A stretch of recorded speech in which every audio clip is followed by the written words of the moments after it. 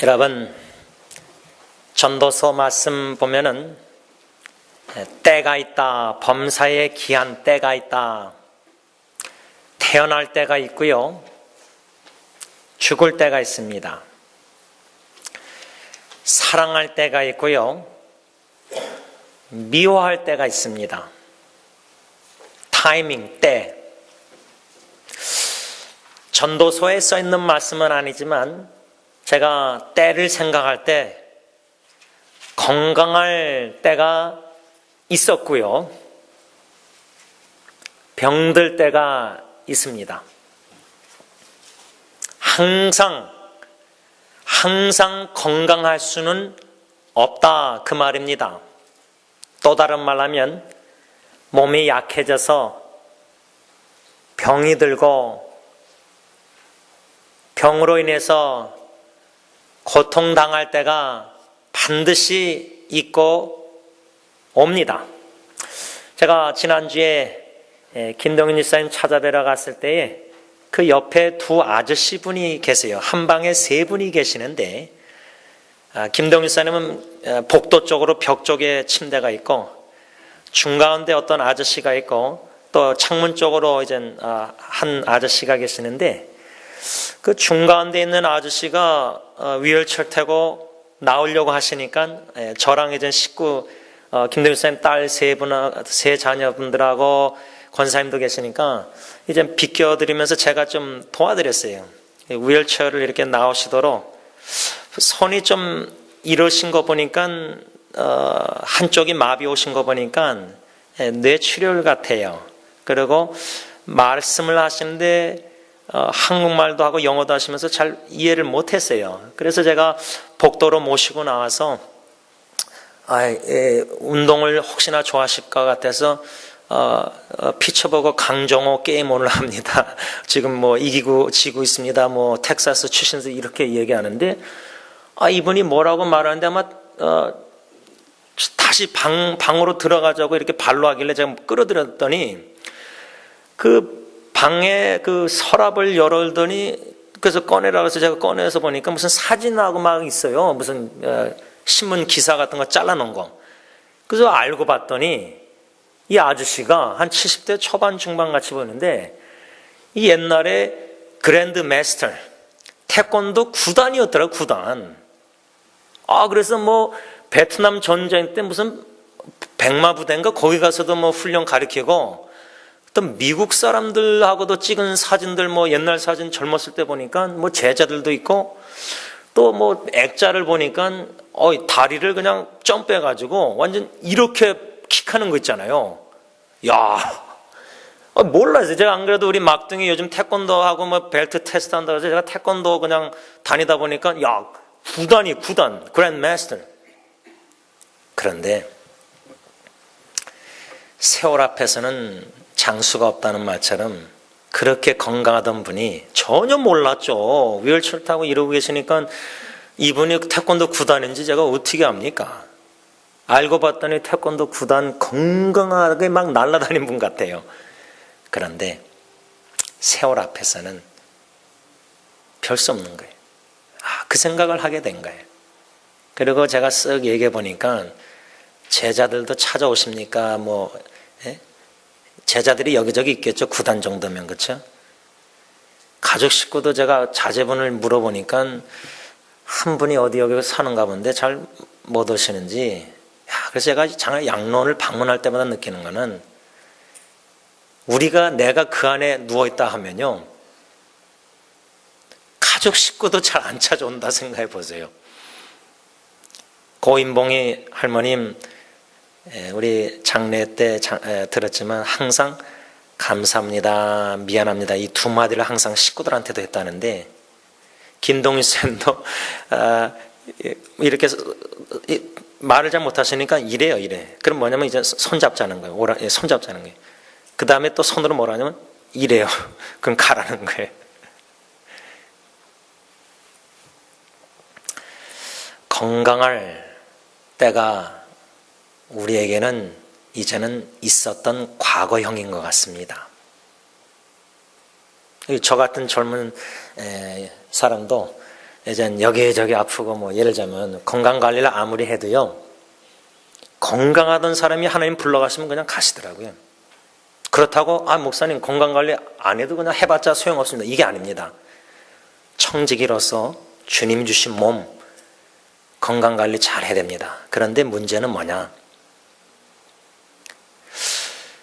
여러분, 제가 지난주에도 어떤 좀 유별난 의사 기사를 봤는데, 우리 한국 정서는 막 병원에 가면 약 주고 그러잖아요. 대신대로 약을 먹지 말고 현미밥을 먹고 자연스럽게 식사도 막 먹고 싶어서 먹어야지, 그냥 때니까 그냥 억지로 배도 안 고픈 데만 먹고, 이런 것들이 부자연스러운 게 건강에 해롭다는 거예요. 물론 규칙적인 음식 생활 다 중요하죠. 아침 먹고 운동해야 되고 잘 자고 근심 걱정 스트레스 너무 많이 받지 말고. 그래서 우리가 기도하면서 노력을 해요. 건강관리 노력해야 됩니다.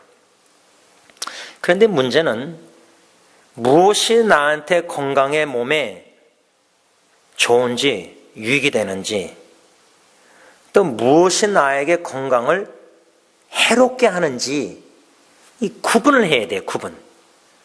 근데 그 문제는 어느 정도 해결이 된 것 같아요. 무슨 말이냐면 우린 알아요.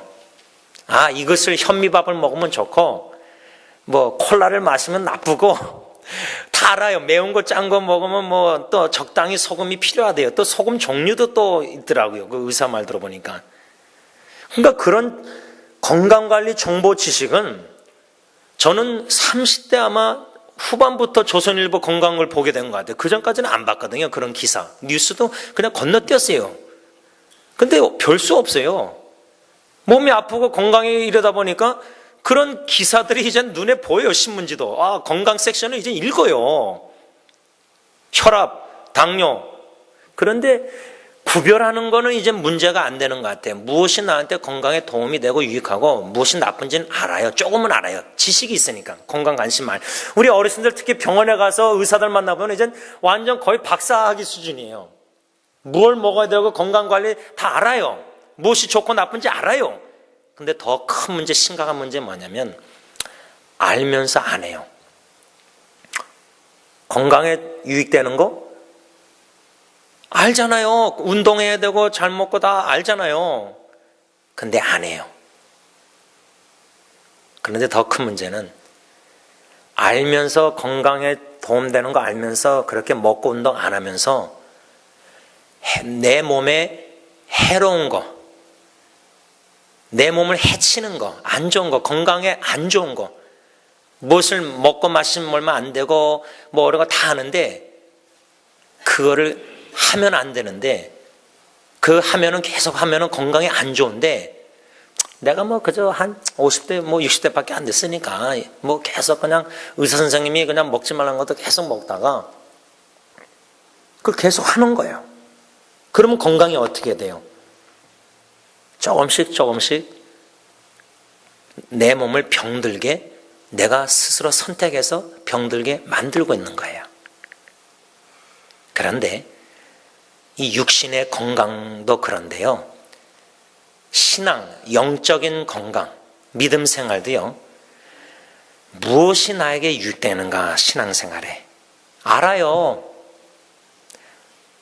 하나님의 말씀, 성경책 사랑하고 말씀 배우고 듣고, 배우고 들은 말씀 주님의 음성 사모하고 성경 공부 열심히 하고 기도하고, 그래서 참 말씀과 기도 생활 규칙적으로 꾸준히 즐길 정도로 막 즐거워할 정도로 돼야 되고, 성경을 막 읽고 싶고 묵상하고 싶고 깨달은 걸 막 맛보니까 더 맛보고 싶어서 맛있는 성경 말씀 또 묵상하고 막 파고들다 보면 그물 캐듯이 말씀 또 깨달음이 하나가 있으면 그래서 그걸 순종하고 지켰더니 하나님이 주신 또 은혜가 막 있는 거예요. 순종의 끝에, 우리 강사 목사님 집회 때 순종의 끝에 여호와의 축복. 아브라함이 순종해서 이삭을 바치는 그 끝까지 3일 걸어가서 바칠 때 칼을 내리치기 전까지 순종했더니 여호와의 축복. 그러니까 우리는 알아요.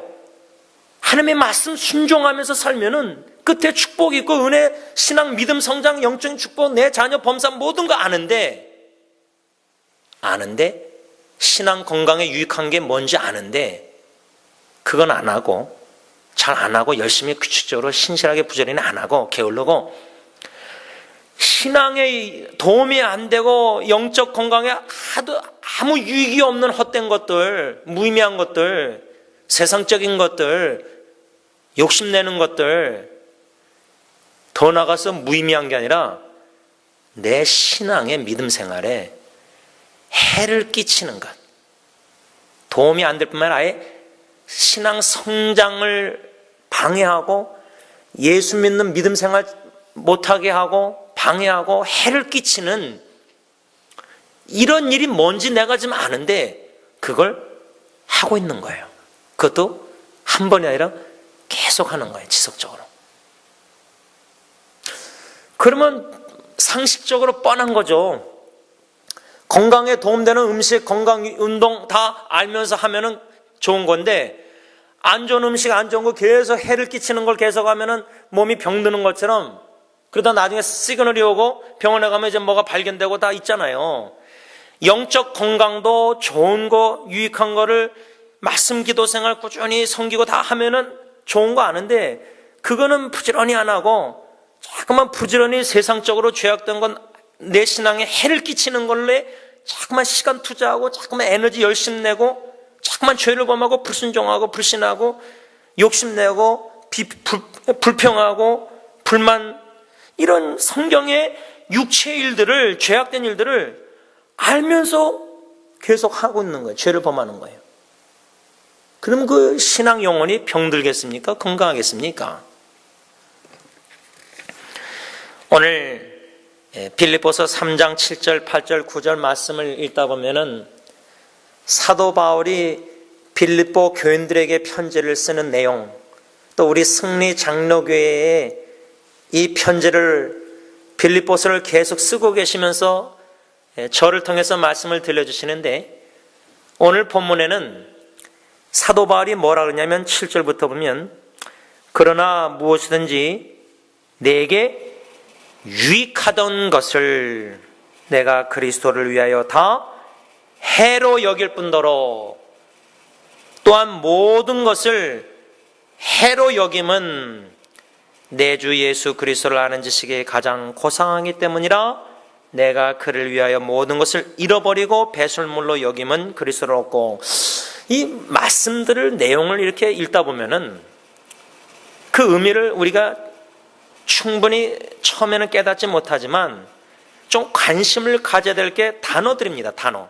그 단어 중에 유익하던 것, 과거형이에요. 과거.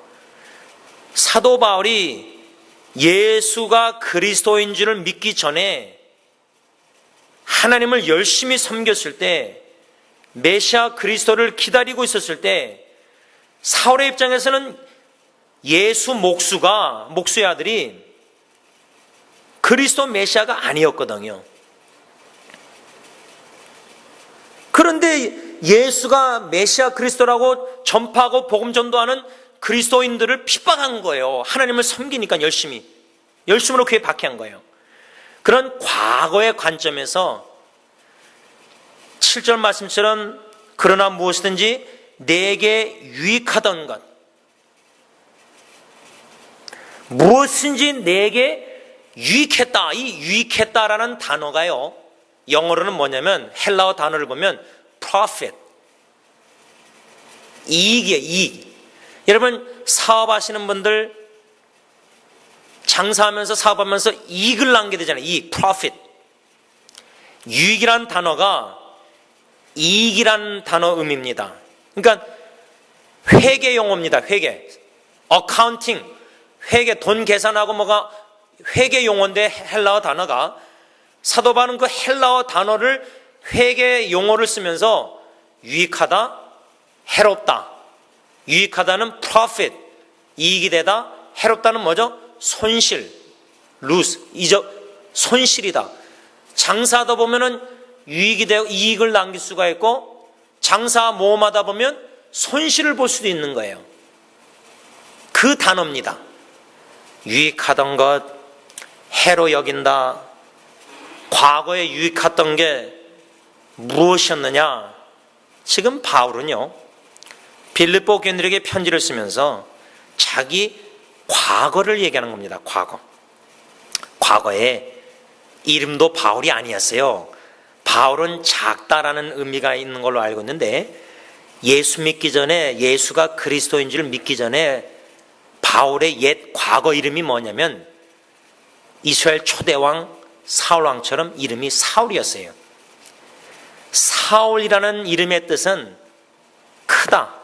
크다라는 의미가 있는 걸로 제가 알고 있는데, 그 과거의 사울이 나에게 유익했던 것, 이익이 됐던 것, 그게 뭐냐? 우리가 지난주까지 묵상한 바로 6가지, 3가지 특권, 또 나머지 3가지 노력해서 얻은 것. 지금 말로 하면 회사에 들어가려고 하는데 이력서를 써서 내야 되잖아요. 교회 부목사, 부교육자 청명할 때도 이력서 내잖아요. 그럼 당회에서 보잖아요. 이력서, 바울의 이력서, 예수 믿기 전에는 이제 사울의 이력서, 1번, 2번, 3번, 4번, 5번, 6번, 6가지 육체를 신뢰할 만한 자기에게 엄청난 이익이 됐던 것, 그 6가지를 지금 생각, 염두에 두고 편지를 쓰는 거예요. 빌립보 교회 성도님들, 형제들, 자매님들, 제가 과거에 이 6가지 저에게 유익이 됐던 겁니다. 이익이 됐던 겁니다. 이력서 써서 낼 때요, 사장님이 볼 텐데, 우리 종업원 여러분들, 종업원 구할 때 사장님이 이력서 써서 내라 그러면, 이메일 보내라면 이력서에다가 과거에 내가 어느 대학교, 어느 대학원까지, 뭐 박사학위까지, 또 내가 경력이 이 회사, 당신의 회사 그 일에 경험이 제가 10년이 있습니다. 이런 거 내가 자랑할 만한 거 아닙니까? 자랑할 만한, 신뢰할 만한, 내가 유익이 될 만한 거를 이력서 써서 사장님한테 보여줘서, 야, 이 사람 진짜 내가 딱 원하는 사람이구나. 이력서에다가 자기가 자부심을 갖고 자랑할 만한 것을 써서 내야 되잖아요.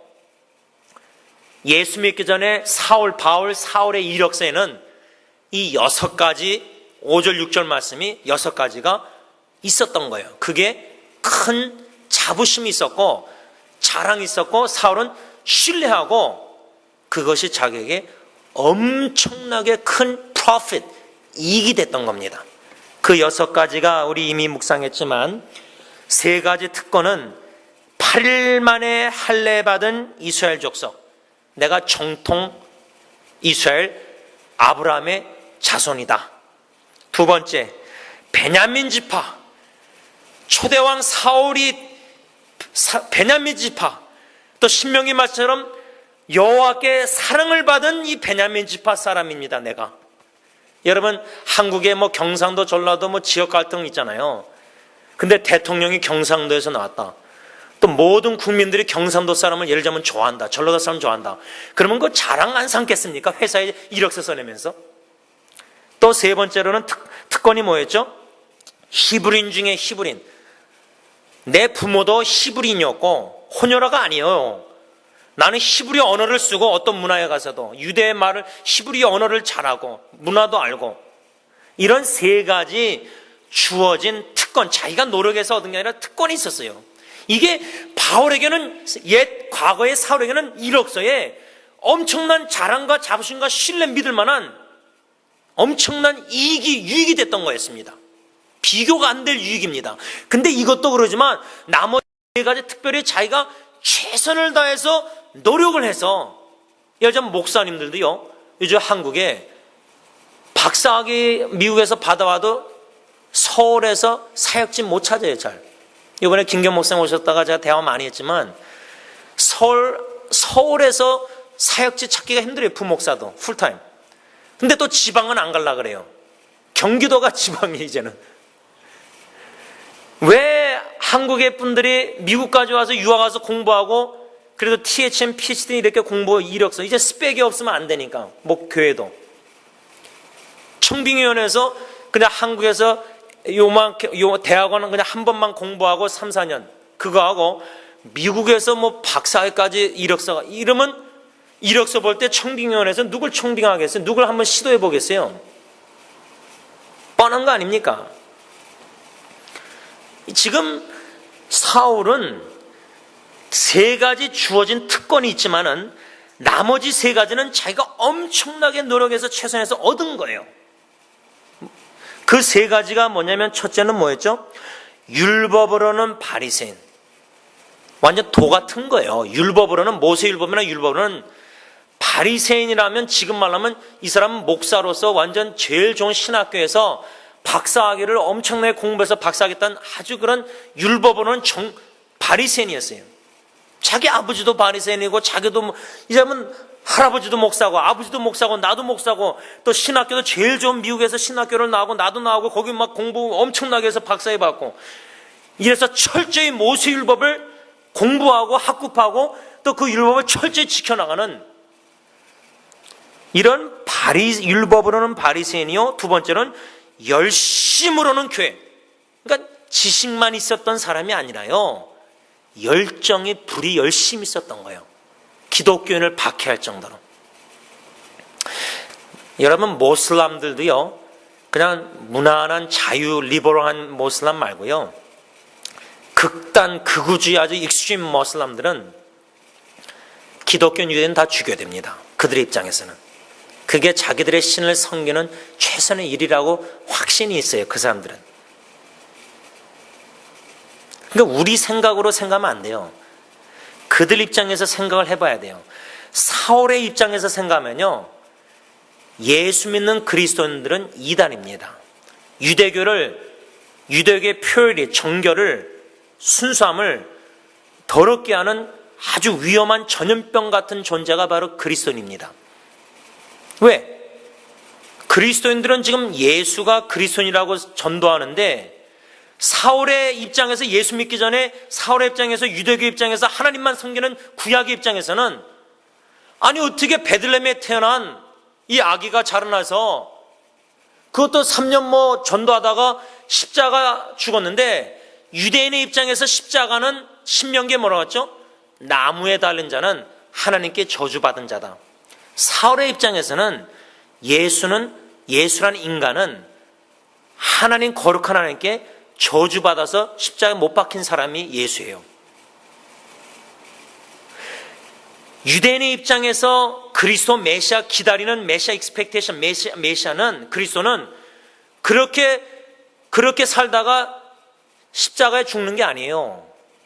막 기적 일으키고 오병이 일으키고, 그래서 우리 유대인을 로마 정부로부터 건져 해방시켜주고 경제적으로 막 잘 먹고 잘 살게 하고, 이런 메시아를 기다렸거든요.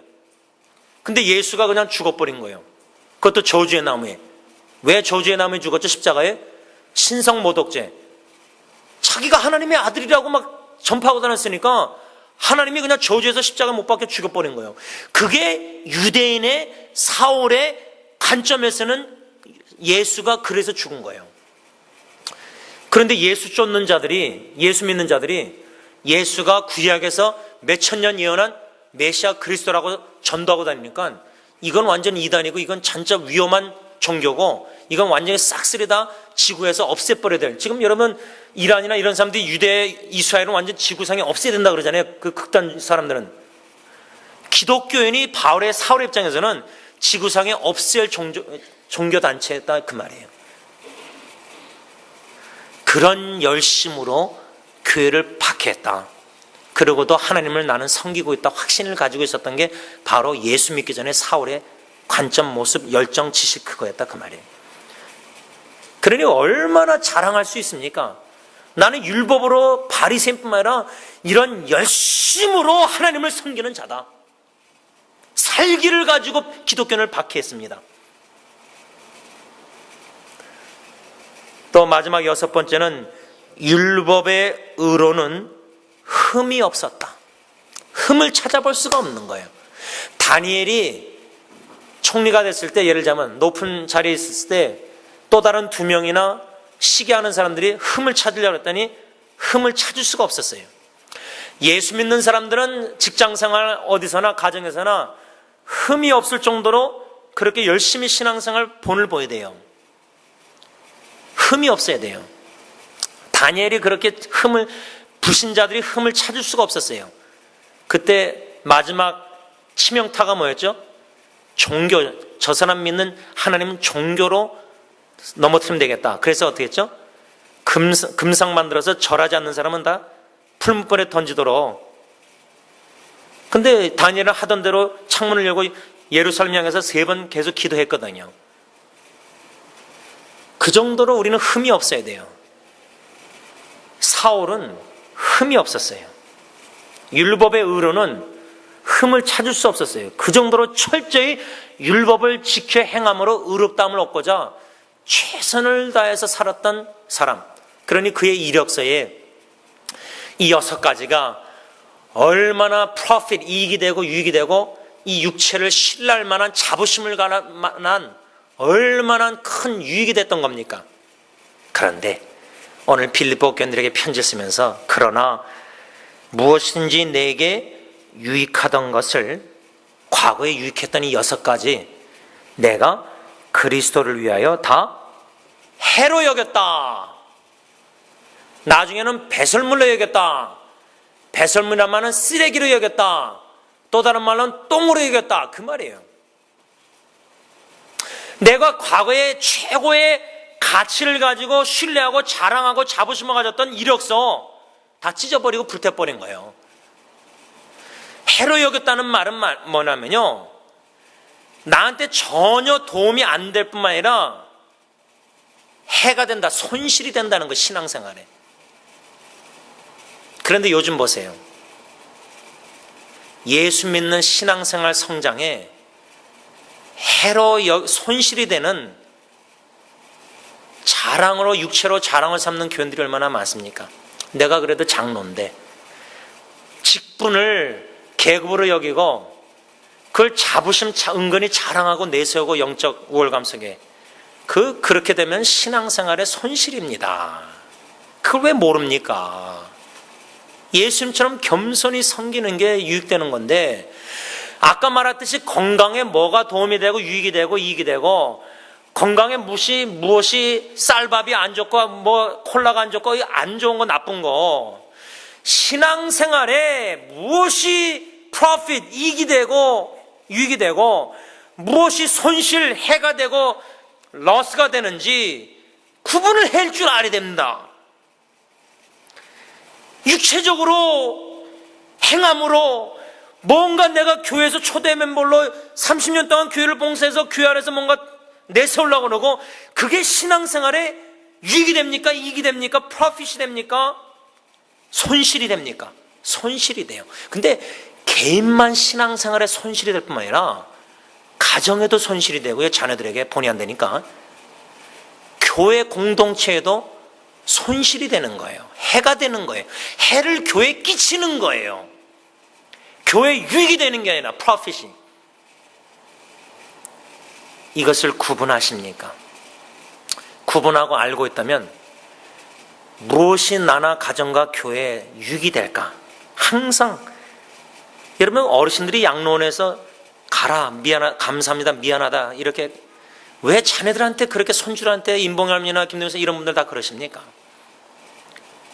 아니, 충분히 그 연세에 그런 현실의 건강 아픔에 양로원에 있으면은 마땅히 내가 누려야 될 건 자네들이 당연히 일주일에 한 번 나한테 오고 연락하고 다 와야 되잖아요. 아버지랑 어머니에서 권리가 있잖아요. 바울도 권리가 있었습니다. 고린도 교회랑. 그걸 포기한 거예요. 기독교 신앙생활의 유익은, 이익은 세상적인 이기적인 뭔가 이런 계산적인 이게 아니에요. 원리가 180도 달라요. 신앙의 유익이 되기 위해서 포기하는 거예요. 권리를 포기하는 거예요. 어르신들이 신앙의 유익을 위해서 자녀를 이웃사랑 내 몸같이 할 때 오는 가족 식구 후손들이 바쁘니까 가라는 거예요. 그들을 이웃 더 배려하는 거예요. 자기 자신보다 사랑하는 식구들을 더 배려하는 거예요. 그런 성숙함이 있는 거예요. 그런 질병 고통 중에 양로원에 계시면서 외로울 텐데도 매일. 여러분, 말씀을 좀 정리하고자 합니다. 이 말씀을 받으시면서 내 영적 건강 신앙에 무엇이 profit, 이익이 되는가? 무엇이 나에게 지금 이런 모든 행하는 일들이 나에게 일상생활에 신앙의 마이너스가 손실이 되는가, 해가 되는가? 전혀 신앙생활에 도움이 안 될 뿐만 아니라 오히려 해를 끼치고 내 신앙 성장을 막고 있고, 그 씨 뿌리는 비유 보세요. 왜 막히죠, 말씀이? 세상의 재리의 유혹, 방탕, 이런 것들이 우리 신앙생활을 막고 있어요. 그러니까 무엇이 신앙의 성장의 나무가 자라나야 되는데, 열매 맺어야 되는데, 신앙의 나무가. 이제 신앙생활 한 1년, 2년, 10년 했으면 열매가 맺어야 되는데, 왜 내 믿음이 신앙이 자라나지 않고 변화가 되지 않는가? 좋은 음식을 계속 먹어야 되는데, 말씀. 자꾸만 세상의 음성, 자꾸만 이렇게 건강에 해로운 것만 먹고 듣고 세상 것들. 말씀 기도 생활 부지런히 열심히 해야 되는데, 헌신해야 되는데, 열심을 바울처럼 열심을 해야 되는데, 그냥 종교 습관적으로 하니까 변화 성장이 없는 거예요. 영적으로 건강하지 않은 거예요. 그 사인이 어디서 나오죠? 어려운 일이 당하면 금방 시험 들고, 금방 쓰러지고, 금방 의심하고, 금방 낙심하고. 왜 그럽니까? 왜 경고에 있어서 하나님을 찬양 못합니까? 이런저런 상황 속에서도 오직 우리가 보는 대로 아니라 믿음으로 거래된다. 금년도 표 구절인데, 왜 자꾸만 육신의 눈으로 보는데 자꾸만 걱정, 염려, 불평, 원망하십니까? 왜 주님만 바라보고 믿음으로 못 걷습니까? 이런 질문을 자신에게 던지다 보면 어느 정도 영적으로 그나마 건강하다면 진단을 어느 정도 스스로 할 수 있습니다. 내가 신앙 건강에 유익이 되는, 이익이 되는 것을 내가 지금 섭취를 잘 못하고 있구나.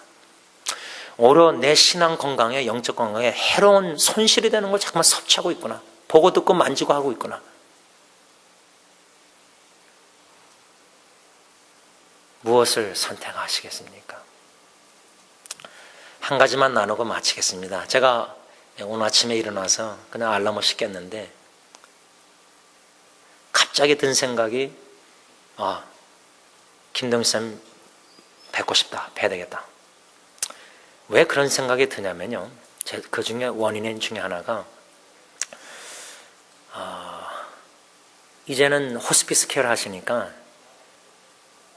사람이 굶으면은 그런 건강 상태에서 한 달, 40일금씩 한 달, 물론 하나님이 불러가실 때 하나님만 아시겠지만, 그냥 치측할 때 한 달 가기가 쉽지 않을 것 같아요. 그 말은 그게 일주일이 될지 내일이 될지 오늘 아침이 될지 그런 생각이 드는 거예요. 특히 고인봉이 집사님 할머니 화요일날 찾아뵈려고 계획 다 세웠는데 그 전주에 보고 싶어서 생각이 났는데 즉시 제가 행동으로 안 옮겼거든. 못 옮긴 게 아니라 안 옮겼어요. 바빠서가 아니라 안 옮겼어요. 근데 주일 아침에 따님의 전화를 받고 돌아가신 걸 알았어요. 참 후회가 됐어요. 생각났을 때 보고 싶을 때 가서 뵐걸. 2, 3일 미뤘더니 못 보인 거예요. 마지막 가시는 게. 뭐 인종 끝까지 지키기는 쉽지 않겠지만 유가족들의 식구들도. 시간 타이밍 때가 그냥 항상 있겠지, 항상 건강하겠지, 항상 살아있겠지, 항상 뭐 부모님 계실 때 뭐 용서하고 뭐 이런 거 다 때가 뭐 아직 있겠지. 그 때가요, 어느 순간에는 어떤 상황에서는 오늘 내일이 합니다. urgency, 긴박감, 사랑을 마음껏 표현 못할 때가 오고요. 용서를 해야 되는데, 용서를 받아야 되는데 못할 때가 오고요. 사랑 표현 여러 가지 못할 때가 분명히 와요. 중요한 거는 here now, 지금 이 순간입니다. 생각났을 때, 보고 싶을 때, 만나고 싶을 때, 사랑 표현하고 싶을 때, 사랑합니다 고백하고 싶을 때. 그래서 그 최분남 집사님 임종 예배 드리고 나서 사랑합니다 할머니 끄덕끄덕. 바라기는 우리가 항상 건강하지 못합니다. 우리 여기 앉아 계신 분들 지금 질병과 고통, 어려운 가운데 앉아 계시는데 옛날에는 다 건강하셨지 않습니까? 20대, 10대, 30대까지, 어떤 분들은 40대, 뭐 90대 된 분들은 그래도 내가 80대까지는 건강했다. 이건 뭐 50도 안 됐는데 이러니 이거 80대 건강, 우리가 다 이렇게 때가 있는데, 오늘 주신 말씀대로 사도 바울처럼 과거에 예수 믿기 전에 내가 이익되고 유익됐다고 착각했던 것들, 예수 믿고 나니까 이게 다 헛된 거구나, 이게 다 무의미한 거구나, 아니 이게 오히려 내 신앙생활의 성장에 해가, 손실이 되는구나, 지혜를 구하고 분별해서 해가 되는 거는 배설물로, 똥으로, 쓰레기로 이거 버려야 됩니다. 현대인의 성경은 버렸다고 사도 바울이 얘기했습니다.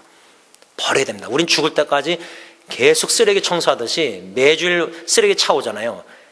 매일매일 순간순간 버려야 됩니다. 손실되는 것, 해가 되는 것 매일매일 버리고 회개하고 십자가 앞에 버려야 됩니다. 그리고 김동윤 선생처럼 그 순간에 그냥 예수님, 천국 소망, 예배 찬양 그것밖에 없는 거예요. 그 순간에 뭐가 있습니까? 저희 장인어른도 그러고 항상 예배 찬양 기도하는 걸 너무 좋아하세요. 받기를. 오직 예수님만이 우리의 신앙에 이익되는 걸 아시고 부지런히 예수님을 닮아가고 나아가는 저와 여러분들 되시길 바랍니다. 기도하겠습니다.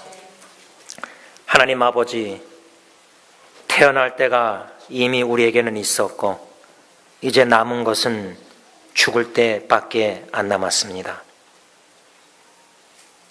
죽음을 향해서 천천히 나아가고 있습니다. 어떤 분들은 죽음에 공포가 있을 수도 있습니다. 또 어떤 분들은 죽음을 향해서 나아가는 게 아니라 죽음을 향해서 스스로 달려나가는 분들도 있다고 생각합니다.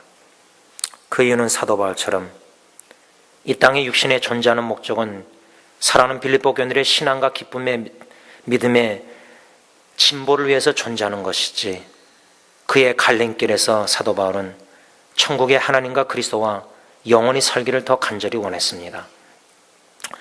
죽음 후에, 사후의 세계, 영원히 주님과 함께, 영원토록 주님과 함께 살고 싶은 간절한 기대와 소원이 있는 저희들, 이 땅의 죽음의 관문을 두려워하지 않고 오히려 숨질 때 되도록 구원의 은총에 감사하여 찬양 경배드리며 소망 가운데 편안히 잠들 수 있는 김동은 집사님과 우리 모두가 되게 하여 주시옵소서.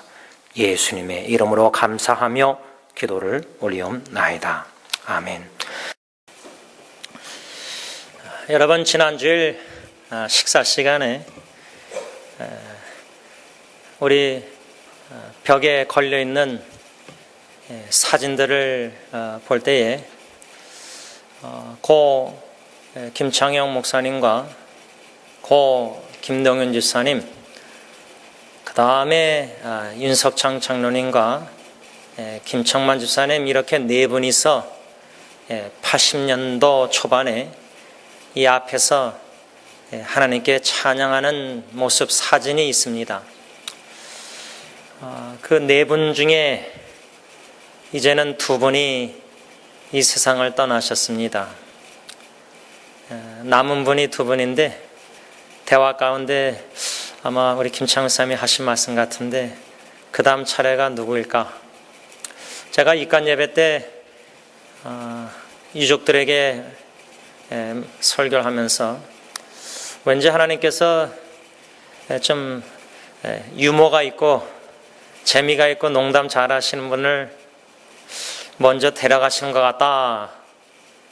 그래서 고 김창영 목사님도 유머가 농담 잘하시고 또 김동윤 집사님도 후손들도 할아버지가 참 he was funny guy, 참 재밌게 해주시고, 그래서 예배를 다 마치고 식당에 갔는데 사촌 동생 하나가 오더니 재밌고 농담 잘하는 유머 있는 분을 하나님이 먼저 데려가신다면 그 다음은 누구일까요? 그러더라고요. 아마 저를 생각하고 얘기하는 건 아니겠지만 그럴 수도 있을 것 같아요. 여러분, 우리가 이렇게 사랑하는 교회 식구 한 분 한 분이 잠드실 때에, 오늘 아침에도 우리 고 목사님 앉아있는 맨 뒷자리에 앉으면서 저 자리에 김동희 쌤이 앉혀서 예배드리고, 저 자리에 또 식사를 하시고, 우리 교회 어르신들 한 분 한 분 잠드신 분들을 생각할 때, 사람은 죽었지만 그 사랑하는 사람들에 대한 추억들은 더욱더 우리 마음에 살아 있습니다. 그래서 아무래도 그리움이라는 것이 우리 안에 있을 수밖에 없는 것 같습니다. 여러분, 우리가 성경 말씀을 통해서 한 세 가지 좀 확신을 가지고 오늘 말씀을 받기를 원하는데요. 첫째, 성경 전도서 9장 4절 보면, 그래도 살아있는 자가 희망이 있는 것은 살아있는 개가 죽은 사자보다 낫기 때문이다. 현대인의 성경 말씀인데, 이 전도서 9장 4절 말씀에 근거해서 우리가 첫 번째 확신을 갖고 배워야 될 것은 뭐냐면, 생명은 참 귀하다라는 사실입니다. 다시 말하면, 여러분들의 생명이, 저와 여러분들의 생명이 하나님 보시기에 아주 귀합니다. 그냥 이러다가 죽으면 되겠지. 그게 아닙니다. 특별히 예수 그리스도, 보배롭고 존귀하신 예수의 피로 값주고 사신받은 저와 여러분들의 생명은 하나님 보시기에 아주 소중하고 귀한 겁니다. 그래서 우리는 우리의 생명을 하나님이 귀히 여기듯이 우리도 우리의 생명을 소중히 귀중히 여겨야 합니다. 또한 충분히 살아드려야 된다. 두 번째 우리가 가지고 될 확신과 진리, 그 교훈은 뭐냐면, 시편 116편 15절 보면, 성도의 죽는 것을 여호와께서 귀중히 보시는도다. 성경 말씀은 성도의 죽음, 저와 여러분들의 죽음도 귀중히 보신다. 생명도 귀중하고요, 성도의 죽음도 귀중한 겁니다. 한 가지 더, 세 번째로 이사야 43장 4절 말씀 보면 하나님께서 우리에게 이렇게 말씀하십니다. 내가 너를 소중하고 귀한 존재로 여겨 너를 사랑하고 있으니. 현대인의 성경 말씀인데, 이 세 번째 이사야 43장 4절의 근거에서 우리가 확신을 갖고 우리가 배워야 될 교훈 진리는 뭐냐면, 주님이 우리를 사랑하시사 나를 소중하게 귀하게 여기신다. 그래서 여러분들 자신의 영혼에게 이 말씀에 근거해서 기도하며 선포하며 하나님 앞에 나갈 때, 아무개야, 저 같은 경우는 지원아, 너는 하나님 보시기에 소중한 귀중한 존재다. 너무나 생명을 가볍게 여기고 하찮게 여기고, 심지어 내가 내 자신도 소중히 귀하게 여기지 않고 하찮게 여기고 가볍게 여기고, 성도의 마지막 아름다운 이 땅에서의 죽음 얼마나 소중하고 귀중합니까? 예수님께서 누가복음에 우리의 머리카락도 새신다. 그러므로 두려워하지 말라. 그러면서 하시는 말씀이 많은 참새들보다 너희가 더 귀하다. 우리 주님도 우리를 귀하게 여기신다. 저와 여러분들은 하나님 보시기에 귀중한, 소중한 존재라는, 하나님의 자녀라는 사실을 먼저 믿고 확신을 가지고 오늘 하나님께서 저와 여러분들에게 주시는 말씀을 겸손히 받을 수 있기를 바랍니다.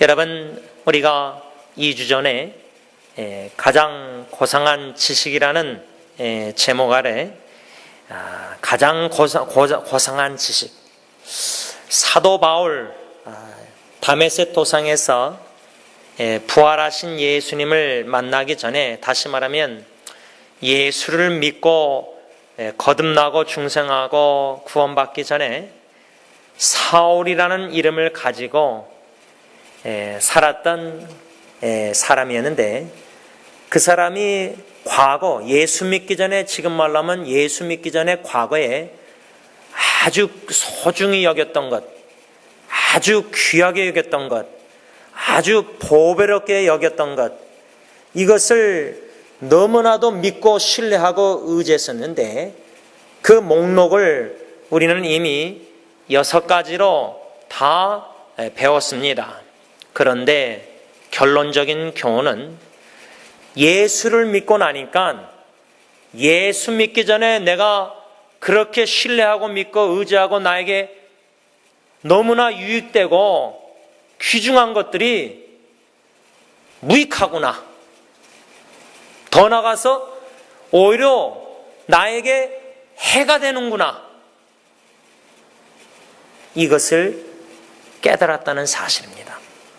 다시 말하면, 예를 들자면 우리가 예수 믿기 전에는 물질을 귀하게 여기고, 물질을 소중히 여기고, 건강도 소중히 여기고, 예수 믿기 전에는 직책, 또 포지션, 스펙, 또 심지어 가정 다 소중히 여겼던 것들, 그것이 나에게 너무나 유익이 되고 내가 신뢰할 만한, 이력서에 내가 신뢰할 만한 그런 모든 기록들, 이런 것들을 사도 바울은 부활하신 예수님을 다메섹 도상에서 만나 예수님을 영접했을 때, 내가 믿고 의지하고 신뢰하던 과거의 이 모든 것들이 무익하구나.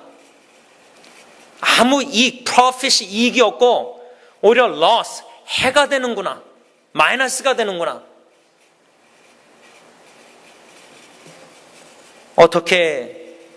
왜 사도 바울은 이 과거에 자기가 신뢰하고 믿고 의지하던 이 모든 6가지 이런 것들을 다 무익하고 해로 여겼느냐? 오늘 7절, 빌립보서 3장 7절 말씀 보면, 그러나 무엇이든지 내게 유익하던 것을 내가 그리스도를 위하여 다 해로 여겼다. 왜 육체를 신뢰하던 그 6가지 목록들을 해로 여겼느냐? 그리스도를 위하여. 여러분, 예수 그리스도를 위하여 저와 여러분들이 다 해로 여기는 것들 무엇이 있습니까? 사도 바울은 빌립보 교인들에게, 성도들에게 편지를 써 내려가면서, 나도 저 유대주의자들처럼 육체를 신뢰할 만한 것들이 더 많다 하면서 5절, 6절 6가지 목록을 기록한 후에, 결론적으로 나는 그리스도를 위하여 그 6가지 목록을, 전에 과거에 내가 믿고 신뢰하고 자랑 삼고 자부심을 갖고 유익했다고 확신했던 것들을 그리스도를 위하여 이제는 다 해로 여겼습니다. 그겁니다. 오늘 그래서 9절 보면은 사도 바울이 뭐라고 말하냐면 그 안에서 발견되려 하매니 내가 가진 의는 율법에서 난 것이 아니요 오직 그리스도를 믿음으로 말미암은 것이니 곧 믿음으로 하나님께로부터 난 의라. 현대인의 성경은 좀 쉽게 설명하는데 그분과 완전히 하나가 되기 위한 것입니다. 이제는 나는 율법을 지켜서 내 스스로 의롭게 된 것이 아니라 그리스도를 믿음으로 의롭게 되었습니다. 이 의는 어디까지나 믿음에 근거한 것이며 하나님이 주신 것입니다. 이겁니다.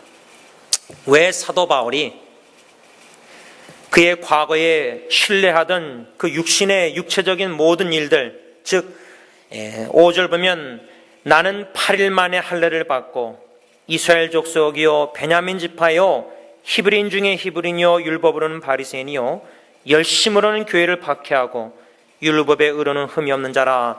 이 6가지 목록 중에 3가지는 자기에게 주어진 특권이었고 나머지 3가지는 자기가 스스로 열심히 노력한 겁니다. 그래서 얻은 겁니다. 왜 그가 노력을 했느냐? 율법을 철저히 지켜 행함으로 스스로 인간의 노력으로 하나님께 의롭다 칭함을 받을 수 있다는 확신을 가지고 있었기 때문에 열심히 노력한 겁니다.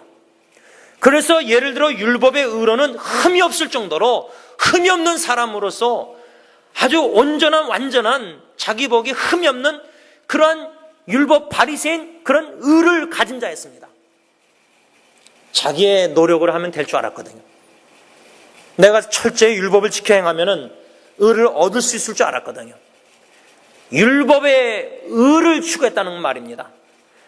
율법의 의를 추구하며 과거에 살았던 사울이 다메섹 도상에서 부활하신 예수를 만났을 때 이 예수가 그리스도였구나. 예수가 그리스도였구나. 유대인의 관점에서는 메시아 그리스도가 절대로 저주의 나무 십자가에 죽을 수가 없는데 그리스도라고 자칭하는 예수 하나님의 아들이 십자가에 죽었으므로 예수는 그리스도가 절대 아니다. 그래서 사울은 열심으로 그리스도의 도를 쫓는 기독교인을 핍박한 겁니다. 유대교의 순결을 지키기 위해서도 또 사울의 입장에서는 기독교인이 이단입니다. 전염병 일으키는 이단입니다. 그런데 다메섹 도상에서 사울아 사울아 부르시면서 어째 나를 주님의 몸된 교회를 핍박하던 사울에게 나를 핍박하느냐. 거기에 중생 거듭난 예수가 그리스도구나. 그 구원을 받은 이 바울은 내가 과거에 의지하고 믿고 신뢰하고 인간의 노력과 율법을 지킴으로 의롭다함을 받을 수 있다고 확신했었는데 그게 아니었구나. 오직 예수를 그리스도를 믿음으로 말미암아 의롭다함을 얻을 수 있다는 사실, 즉 인간의 노력으로 의롭다함을 얻을 수 있는 게 아니라 하나님이 주시는 것이구나. 이 진리 사실을 깨닫게 되었기 때문에 그는 예수 그리스도를 위하여 과거에 자기가 믿고 신뢰하고 의지하고 귀하게 아주 중요하게 여겼던 소중히 여겼던 이 모든 것이 무익하고 헛되고 오히려 나의 신앙생활에 해가 되는구나, 마이너스가 되는구나 생각하고 다 버렸다, 다 배설물로 여겼다, 그 말입니다. 제가 어저께도 좀 교회에서 일 다 보다가 늦게 좀 들어가면서 이제 아내가 냉장고를 다 청소해서 깨끗하게 하는데 싱크대에 봉지에다가 여러 봉지로 쓰레기들을 다 모아놨더라고요. 그래서 제가 더 큰 쓰레기 봉다리에다가 다 집어넣어 가지고 바깥에 쓰레기통에 버렸어요. 이제 오늘 저녁에 길가에 놓으면은 내일 아침 쓰레기차가 와서 다 가져가요. 쓰레기 냄새, 배설물이 무슨 뜻이냐면 쓰레기란 뜻도 있고요. 음식 남은 찌꺼기 있잖아요. 싱크대에 갈아서 버리든지 아니면 모아서 버리잖아요. 찌꺼기들. 심지어 배설물로 여겼다 할 때는 찌꺼기 쓰레기뿐만 아니라 똥이라는 의미도 있습니다. 똥. 길가에 가다가 똥 밟을까 봐 얼마나 그럽니까? 과거에 자기로서는 예수 믿기 전에 스펙으로 내가 자랑하고 자부심을 삼을 수 있는, 나는 아브라함의 정통 후손이고 이스라엘 베냐민 사울 왕이 나온 그 이 베냐민 지파고 여호와가 사랑하는 지파의 사람이고, 열심으로는 교회를 핍박할 정도로 이 의로는 율법을 철저히 지켜 흠이 없는 자였고, 이런 모든 자기의 스펙이 자부심을 갖던 신뢰했던 것들이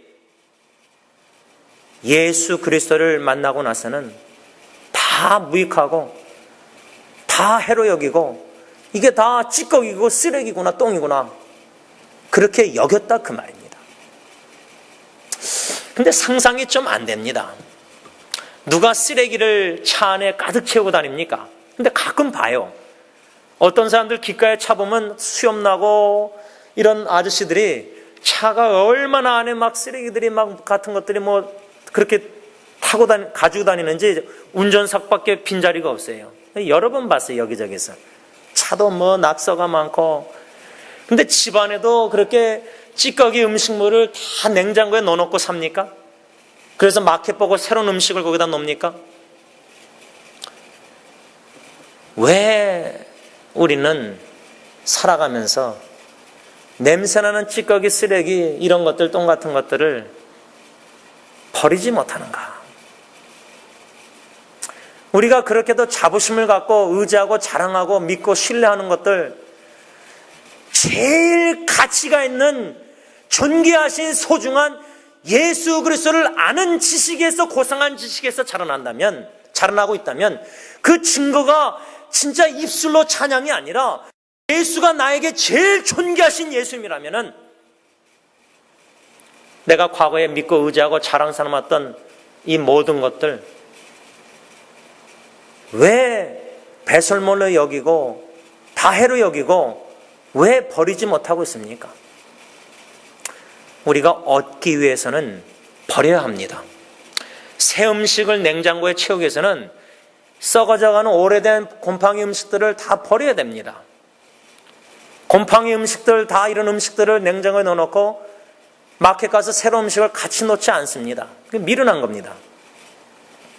인생의 삶 속에 우리의 습관이나 마음에 육신의 육체의 일들, 죄악된 일들, 아직도 옛 습관들, 그걸 계속 날마다 말씀으로, 거룩한 말씀으로 깨닫게 하실 때 버려야 됩니다. 회개하고 버려야 됩니다. 똥처럼 여겨서 버려야 됩니다. 마음을 비워야 됩니다. 왜?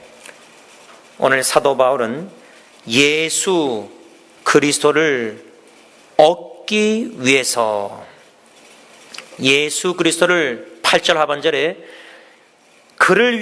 내가 그를 위하여 모든 것을 잃어버리고 배설물로 여김은 그리스도를 얻고, 예수 그리스도를 얻기 위해서 과거에 내가 신뢰하고 믿고 의지하고 자부심을 갖고 자랑 삼았던, 하나님 보시기에 무익하고 헛되고 해가 되는 신앙생활에 해가 되는 것, 예수 그리스도를 얻고자 함에 있어서 해가 되는 것을 다 버려야 된다. 여러분, 저는 이 버린다는 이 말씀을 생각할 때, 요나서에 요나가 불순종하고 도망갈 때 배 안에 타고 있을 때 창조주 하나님께서 파도를 허락하시사 풍랑이 일어나고 배가 거의 깨지게 되었을 때, 예수를, 하나님을 믿지 않는 불신자들은 배 안에 모든 물건들을, 배를 가볍게 하려고, 생존 살으려고 바다에다가 버립니다. 던져 버립니다.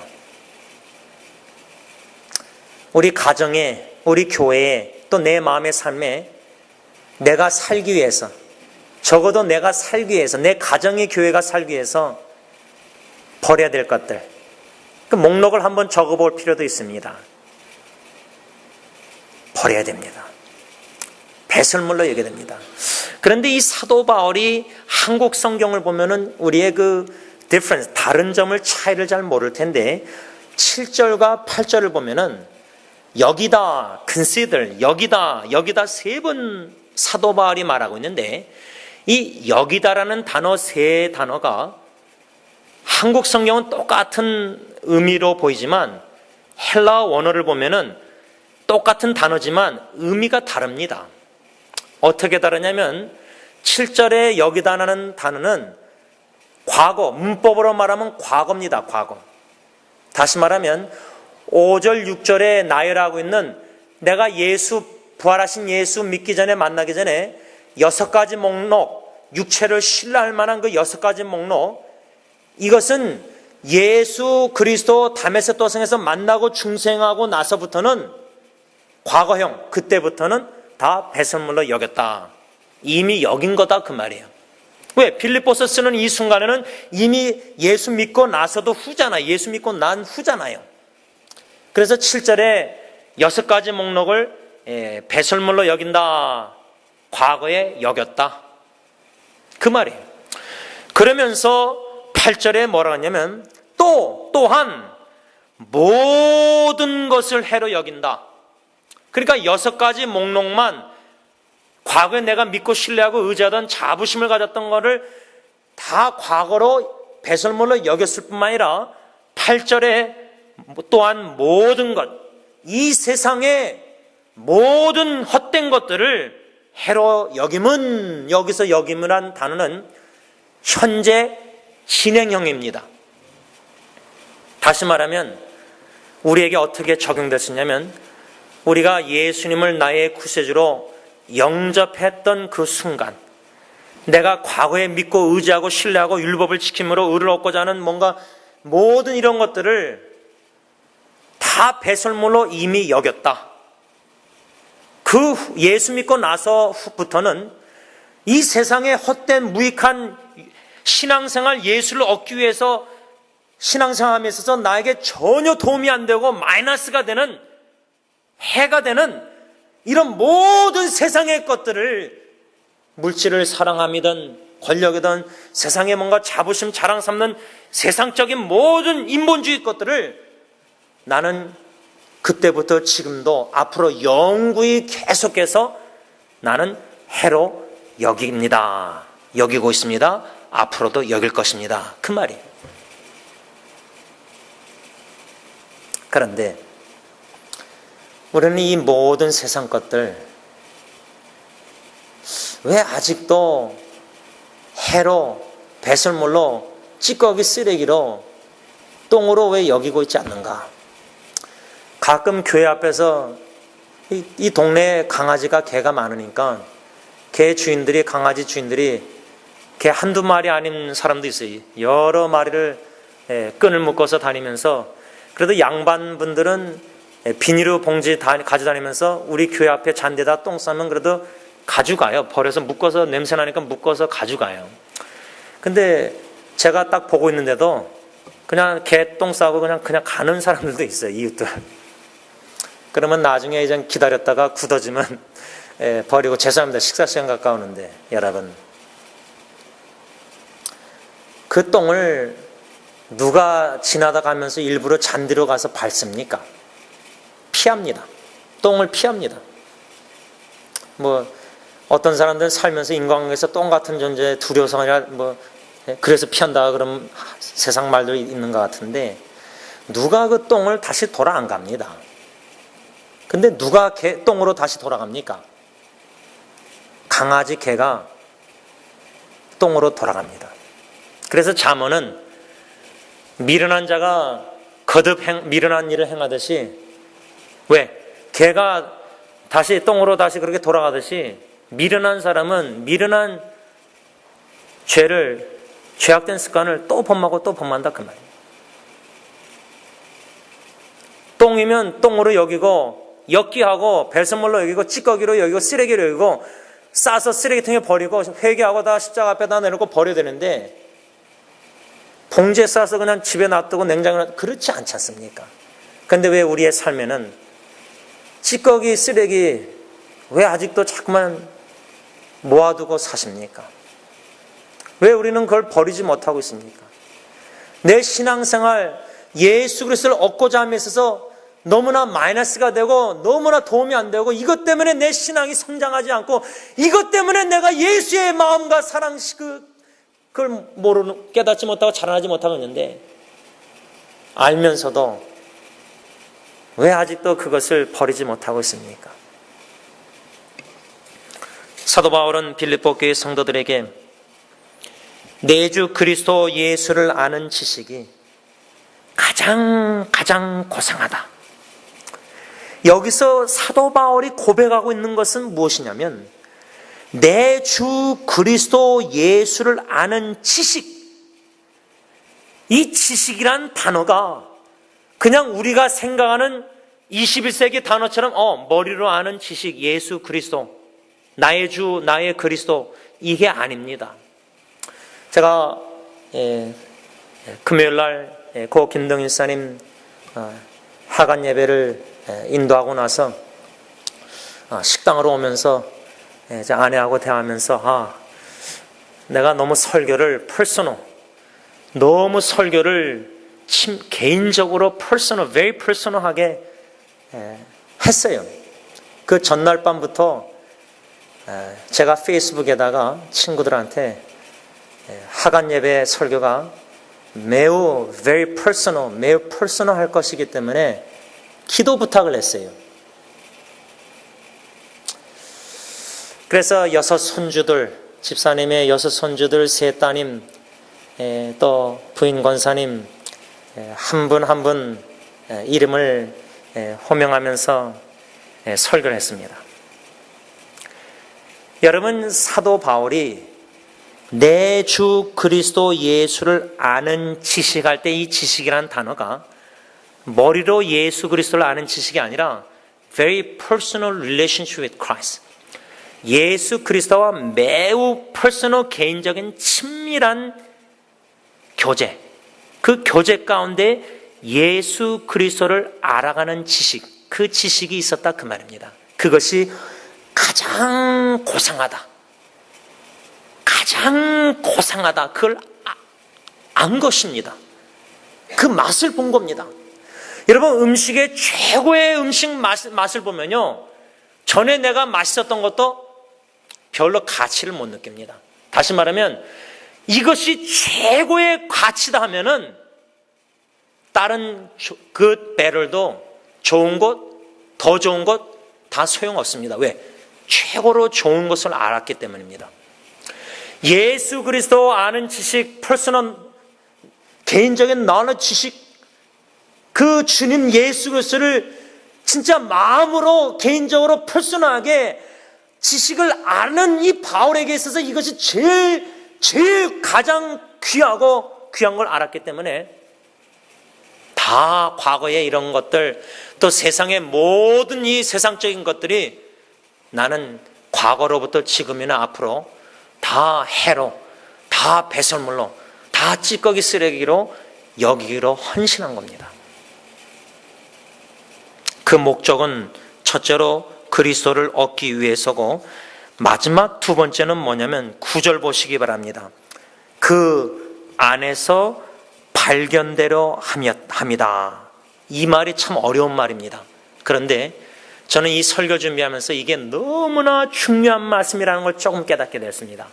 사도 바울이 빌립보 교회 성도들에게, 또 저와 여러분들에게 왜 과거에 신뢰하던 이 6가지 목록을 다 해로 여겼고, 또 또한 그 모든 세상적인 것들을 다 배설물, 찌꺼기, 쓰레기로, 똥으로 여기고 있다. 앞으로도 여길 것이다.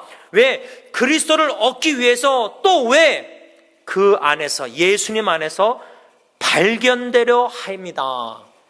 이 말씀을 조금 더 이해하기 위해서는 그 현대의 성경은 뭐라고 썼냐면, 그분과, 다시 말하면 예수님과 완전히 하나가 되기 위해서, 예수님과 완전히 하나가 되기 위해서. 이것을 이제 원로 목사님이 수요 기도회 때마다 로마서 강해 설교하시면서 영적 연합, spiritual union with Christ, 그리스도와 연합, 영적 연합, 신비한 연합을 가리키는데 이미 우리가 예수 그리스도를 믿으면요, 이미 예수님과 하나가 되었습니다. 그런데 사도 바울의 편지를 쭉 읽다 보면요, 구원이란 자체도 이미 예수 믿으면 구원을 받았지만 아직 구원을 받은 게 아닙니다. 다시 말하면 바울의 신학에는 이미 아직도가 있습니다. 더 쉽게 설명하면 이미 예수님은 초림 2000년 전에 약 2000년 오셨습니다. 그런데 아직 안 오셨습니다. 초림과 재림 사이에 우리가 살고 있습니다. 이미 우리는 구원을 받았습니다. 그러나 아직도 구원을 받지 못했습니다. 이미 예수 그리스도를 믿고 하나님이 주신 하나님의 의롭다함을 얻었습니다. 법정에서 판사가 변호사 예수의 십자가 못자국 창자국 피를 보고 지원아 너는 의롭다 칭해서 너는 더 이상 죄의 형벌 지옥에 안 가도 된다. 의롭다함을 얻었습니다. 천국 영생 얻었습니다. 그러나 의를 얻었는데도, 칭함을 받았는데도 아직도 옛 습관대로 육체의 일을, 성령의 일을 아니라 육체의 일을, 죄를 범합니다.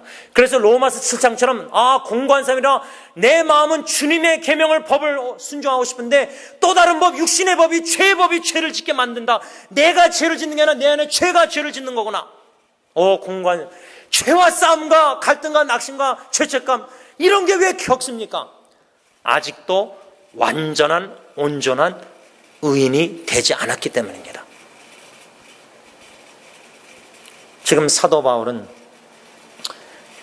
예수 안에서 발견되려 한다. 예수님과 완전한 하나, 온전한 의인의 상태에 이르기까지 우리의 책임은 세상에 육체에 신뢰하던 죄악된 모든 것들을 배설물로 여기고 버리고 오직 예수 그리스도를 알아가는 고상한 지식에서 자라나야 할 책임이 저와 여러분들에게 있다, 그 말입니다. 그 책임을 우리가 주님 부르시는 그날까지 끝까지 감당함에 있어서 우리는 얻기 위해서 버려야 합니다. 결론을 맺고자 합니다. 서론 부분에 제가 설교를 시작하면서 세 가지 확신과 교훈을 우리가 배우고 가지고 있어야 됩니다. 성경 말씀에 근거해서 세 가지를 여러분들에게 설교했습니다. 첫째, 생명은 소중하고 귀중한 겁니다. 예수 그리스도의 십자가의 죽으심, 독생자의 죽음으로 얻은 새 생명은 하나님 보시기에 너무나 귀하고 너무나 소중한 겁니다. 둘째로, 성도의 죽음이 귀한 겁니다. 생명도 귀하지만 소중하지만 죽음도 소중하고 귀중한 겁니다. 세 번째, 이사야 말씀에 근거해서 하나님은 저와 여러분들을 소중히, 귀하게, 존귀하게 여기신다. 왜? 저와 여러분들을 독생자 십자가에 내오시기까지 사랑하고 계시기 때문입니다. 그 주님의 사랑을 우리가 소중히 귀중히 여겨야 됩니다.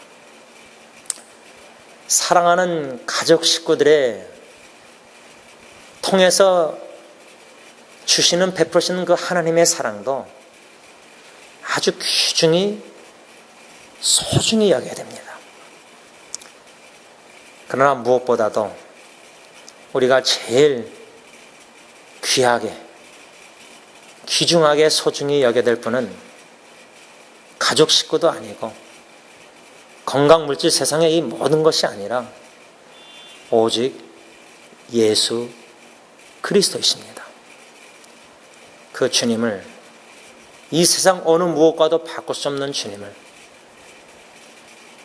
제일 소중한 귀중한 분으로 여기면서 주님 부르시는 그날까지 예수 그리스도를 아는 지식에서 자라나며 이것이 가장 고상함을 깨달음으로 말미암아 내가 과거에 의지하고 믿고 신뢰하던 이 육체의 모든 것들을 배설물로 여기고 해로 여기고 영구히 계속 여기고 그 모든 찌꺼기 쓰레기들을 버리는 데 헌신함으로 그리스도를 얻고 그리스도 안에서 발견되는 저 여러분들이 됐었기를 바랍니다. 기도하겠습니다.